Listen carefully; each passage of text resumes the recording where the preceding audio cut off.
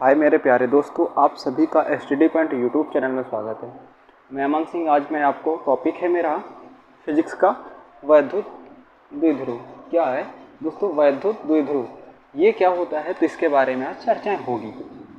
किसके वैद्युत द्विध्रुव के बारे में चर्चा होगी दोस्तों। आप इसके साथ आप सीखेंगे, लेकिन इस फिजिक्स को सीखने के साथ साथ आपको अपना जो कर्तव्य है आपका दोस्तों स्टडी करना। ठीक है, स्टडी करना। आप पढ़ाई को तब तक आप अपने काम पे डटे रहेंगे जब तक कि आप अपने मुकाम तक पहुंच नहीं जाते हैं, तब तक आप अपने कर्तव्य पे डटे रहिए। एक कदम पीछे मत हटाना दोस्तों। जब तक अपने मुकाम तक अपने कर्तव्य का पालन तब तक करें जब तक कि आप अपने मुकाम तक हासिल नहीं कर लेते, अपना रिजल्ट नहीं दे देते, तब तक अपना कर्तव्य तोड़ेंगे नहीं, अपना हौसला नहीं तोड़ेंगे। दोस्तों जुड़े रहिए मेरे साथ। मैं आपको हर एक छोटी से छोटी बारीक से बारीक चीज़ बताऊंगा फिजिक्स में। अब देखो, जो वैद्युत द्विध्रुव होगा दोस्तों, इसमें क्या होता है, जो इसमें तो देखो हम पढ़ क्या रहे हैं, चार्ज यानी कि आवेश के बारे में पढ़ रहे हैं दोस्तों। इसमें आवेश होगा, ठीक है दोस्तों, इस पे से आवेश होगा किसे, दो समान परिमाण के आवेश। कैसे, दो समान परिमाण के आवेश होते हैं। अब दो समान परिमाण के आवेश ये हो गए दोस्तों आपके, मान लिए दो समान परिमाण के आवेश हो गए। एक हुआ, ये हुआ आपका ए और ये बी, यानी कि ए बी दो समान परिमाण के बिंदु हैं। इन पे जो आवेश है, इस पे प्लस क्यों है और इस पे माइनस क्यों, यही होता है समान परिमाण के आवेश एवं विपरीत प्रकृति के, किसके, विपरीत प्रकृति के आवेशों के अत्यंत निकट, जो इनका मध्य, इनके बिंदु की मतलब दूरी है, वो अत्यंत निकट है। कैसी निकट है दोस्तों, कैसी, ये एक दूसरे के निकट हैं। इन्हीं निकट निकायों के द्वारा बनाया गया निकाय जो होगा, इनके द्वारा जो बनाया जाता है निकाय, ठीक है, दो जो माइनस और प्लस द्विध्रुव हैं, इनके द्वारा जो निकाय बनाया जा रहा है दोस्तों, ठीक है, इसी जो निकाय बनाया जाता है, इसके द्वारा क्या निकाय बना रहे हैं, क्या निकाय। इन दो विपरीत आवेशों के अत्यंत निकट होने के द्वारा बनाया गया निकाय, ठीक है, क्या कहलाता है, तो ये कहलाता है वैद्युत द्विध्रुव। क्या दोस्तों, वैद्युत द्विध्रुव कहलाता है। इतनी बात क्लियर होगी, वैद्युत द्विध्रुव कहलाता है। इसके हो गए। अब इसे एग्जाम्पल के तौर पे आप कैसे जानेंगे, एग्जाम्पल के तौर पे, तो एग्जाम्पल के तौर पे आपको मैं बता देता हूं कि एक पे आप देख रहे हैं माइनस, एक पे प्लस देख रहे हैं। तो आपने केमिस्ट्री पे थोड़ा सा भी गौर किया होगा दोस्तों, तो थोड़ा सा आप केमिस्ट्री पे जाते हैं। अब केमिस्ट्री पे देखते हैं, जैसे HCl लेते हैं, HCl पे क्या होता था दोस्तों, तो आपने देखा भी होगा और पढ़े भी होंगे। H में क्या होता है, HCl, इसमें होता है दोस्तों H प्लस, क्या H प्लस का और प्लस Cl माइनस का, यानी कि जो Cl यानी कि जो Cl है उस पे ऋणावेश होता है और H प्लस पे धनावेश होता है, H प्लस पे धनावेश होता है। अब दूसरा हो गया H2, ठीक है। इसी प्रकार CH4 हो जाएगा, CH4 इन ETC हो जाएंगे। इसी तरह आप बहुत सारे हो जाते हैं, ठीक है दोस्तों, इस तरह बहुत सारे हो जाते हैं। अब यहाँ से आप कैसे बताएंगे कि जो परमाणु होगा, आपने परमाणु के बारे में देखा होगा, परमाणु क्या होता है, अब मैंने ये भी पिछले पार्ट में बता चुके हैं। ये आपका नाभिक होता है दोस्तों, नाभिक। अब यहाँ पे क्या पाया जाता है, तो यहाँ पे इलेक्ट्रॉन पाए जाते हैं। क्या दोस्तों, इलेक्ट्रॉन पाए जाते हैं। और यहाँ पे क्या पाए जाते हैं, न्यूट्रॉन और प्रोटॉन पाए जाते हैं। न्यूट्रॉन और प्रोटॉन, ये दो चीजें पाई जाती हैं, ठीक है दोस्तों। तो यही होता है जो नाभ केंद्र, धनावेश का केंद्र होगा, ये धनावेश का केंद्र होता है, यहाँ पे धनावेश होता है। जो धनावेश का केंद्र होता है उसे ही, तथा नाभिक जो होगा, नाभिक ऋणावेश के संपाती होता है। नाभिक क्या होता है, धनावेश के संपाती होता है। और जो ऋणावेश होता है वो इलेक्ट्रॉन, जो इलेक्ट्रॉन होते हैं, इलेक्ट्रॉन पे कौन सा आवेश होता है, तो ऋणावेश, ये ऋणावेश के संपाती होते हैं। जो नाभिक होता है, नाभिक धनावेश होता है, और जो इलेक्ट्रॉन होते हैं, इलेक्ट्रॉन ऋणावेश के संपाती होते हैं दोस्तों। अब इसके आगे चलते हैं तो आपसे इसके अगला टॉपिक पूछता है कि वैद्युत द्विध्रुव जो होता है, इसके आगे वैद्युत द्विध्रुव आघूर्ण बात करते हैं। आघूर्ण, यहां पे आ जाते हैं आघूर्ण की बात।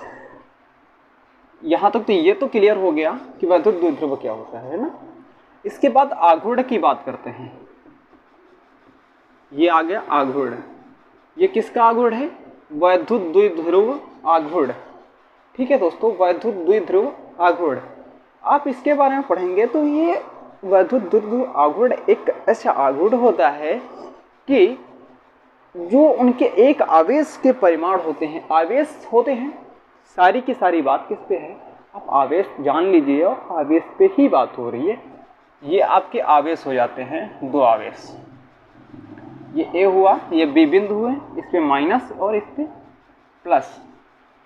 ठीक है दोस्तों, ये आवेश तथा इनके बीच की दूरी, इन दोनों आवेशों के बीच की दूरी के गुणनफल को, इनके बीच की दूरी के गुणनफल को हम क्या बोलते हैं? वैद्युत द्विध्रुव आघूर्ण बोलते हैं। वैद्युत द्विध्रुव आघूर्ण यानी कि जो इनका गुणनफल होगा बीच की दूरी, दूरी कितनी? 2l मान लेते हैं। इनके दो आवेश जो हैं, इनके बीच की दूरी कितनी है? 2l है। जो एक आपका ऋणावेश है और एक धनावेश है, इन दोनों आवेशों के बीच की दूरी जो है वो आपकी 2l मान लेते हैं। ठीक है दोस्तों, अब इसके आगे जैसे ही बढ़ते हैं गुणनफल के बराबर होता है। जो इनका बीच की दूरी होगी, आवेश, एक आवेश क्या होता है? क्यों। जो क्यों होगा वो इन बीच के दोनों आवेशों के गुणनफल के बराबर किसके होता है? तो वैद्युत द्विध्रुव आघूर्ण के बराबर होता है। तो यहां से आप जान जाते हैं द्विवैद्युत द्विध्रुव आघूर्ण P बराबर, ये क्यों है आपका? ठीक है, आवेश क्या है? क्यों, और 2l है इनके बीच की दूरी, ये 2l हो गई। वही तो मैंने बताया, जो आवेश प्लस क्यू और माइनस क्यू, इनके एक आवेश है वो कैसा है? क्यों है, और इनके मध्य जो दूरी है वो 2l है। वो जो मध्य दूरी और आवेश है, इनका गुणनफल किसके बराबर है? तो वैद्युत द्विध्रुव के आघूर्ण के बराबर है दोस्तों। यहाँ से मैंने कर दिया, यहाँ से फार्मूला हो जाए P बराबर 2ql, ये मिल जाता है दोस्तों वैद्युत द्विध्रुव आघूर्ण बराबर। ठीक है, वैद्युत द्विध्रुव आघूर्ण के बराबर ये फार्मूला आपको मिल जाता है। अब इसका मात्रक पूछेगा तो वैद्युत द्विध्रुव का SI मात्रक क्या होता है?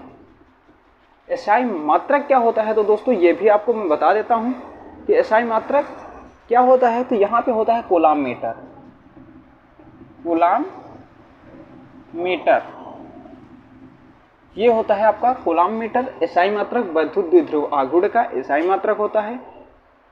ठीक है, तो अब आपसे वैद्युत द्विध्रुव आघूर्ण की विमा पूछेगा तो विमा क्या होती है, इसकी विमा क्या होती है, तो ये भी आप जान लेते हैं। विमाएं क्या होती हैं? MLT होती है, ये सब होती हैं। LTA इसकी विमा होती है, ऐसे लिखते हैं बड़े ब्रैकेट में LTA, ये होती है इसकी विमा। बहुत ही इंपॉर्टेंट है दोस्तों, मोस्ट इंपॉर्टेंट है, आप इसको टिक कर लेते हैं। बहुत ही इंपॉर्टेंट है, आप इसको अपने जहन में बसा लेते हैं, बहुत ही इंपॉर्टेंट है दोस्तों। अब इसके बाद ये भी बात आ जाती है, जो वैद्युत द्विध्रुव होगा ये आघूर्ण है, एक माइनस और एक प्लस। ठीक है, दो आवेश हैं, जो एक आवेश है, ये आवेश किसके बराबर हैं? तो ये आवेश हैं एक क्यों आवेश के बराबर है। ठीक है दोस्तों, अब इसके बाद दोस्तों मेरी ये बात आ जाती है, जो इनकी दिशा पूछेगा, वैद्युत द्विध्रुव आघूर्ण की दिशा क्या होती है? सारे के सारे क्वेश्चन आपको मैं यहीं करा दूंगा। दिशा क्या होती है? दिशा क्या होती है? तो आप दिशा पे कैसे राइट आंसर देंगे? तो दिशा जब आपसे पूछेगा तो आप दे देंगे ऋणावेश, ऋणावेश से धनावेश।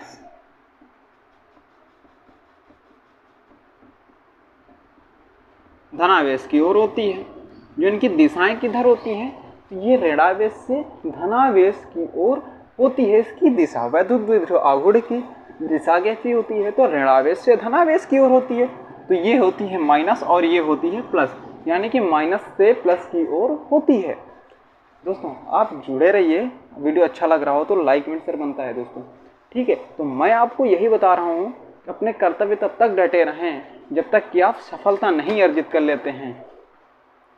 जो सही करने की हिम्मत रखता है दोस्तों, आपको मोटिवेशनल 4 लाइनें आपको सुना देता हूँ। जो सही रखने की हिम्मत, जो सही करने और रखने की हिम्मत उसी में आती है जो गलती करके गलत को अपने से डरता नहीं और अपने से दूर नहीं हटाता, वही इंसान अंतिम समय में सक्सेस होता है।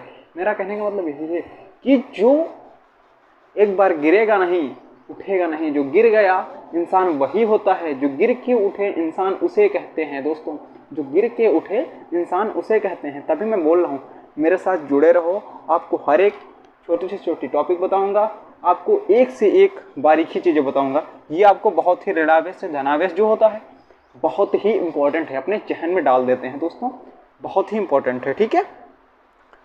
अब जय हिंद दोस्तों, एसटी पॉइंट यूट्यूब चैनल के साथ फिर से मिलेंगे। अमन सिंह